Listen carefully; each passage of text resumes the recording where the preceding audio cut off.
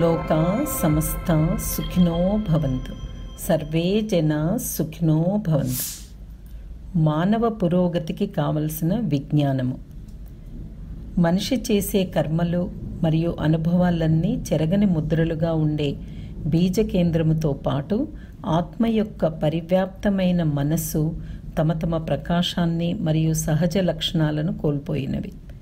దుష్కర్మలు మరియు దురాలోచనలు బీజ కేంద్రాన్ని మరియు మనిషి వ్యక్తిత్వాన్ని మలినపరచడం వలన ఎన్నో సమస్యలు, బాధలు చుట్టుముట్టాయి. మనస్సును క్రమబద్ధీకరించడం ద్వారా పాపపు ముద్రలను తొలగించుకుని బీజ కేంద్రాన్ని పరిశుభ్రం చేయవచ్చు. ఉన్నత భావాలకు, ఆశయాలకు స్థానము కల్పించడం ద్వారా మాత్రమే మనస్సు క్రమబద్ధీకరించబడుతుంది. శాంతి, అభివృద్ధి మరియు సద్గుణవంతమైన జీవితానికి ఇదొక్కటే మార్గము. మనస్సు స్వభావాన్ని మెరుగుపరచడానికి సులభతర కుండలిని యోగ సాధన, మనోవలక్కల యోగ ఎంతో అనుకూలమైనది.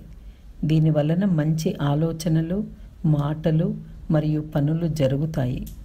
తల్లిదండ్రుల నుండి వారసత్వంగా వచ్చే ముద్రలతో పాటు స్వకర్మల వలన ఏర్పడినవి కూడా జ్ఞాని అయిన గురువు మార్గదర్శకంలో సరి అయిన సాధనల ద్వారా తొలగించబడతాయి.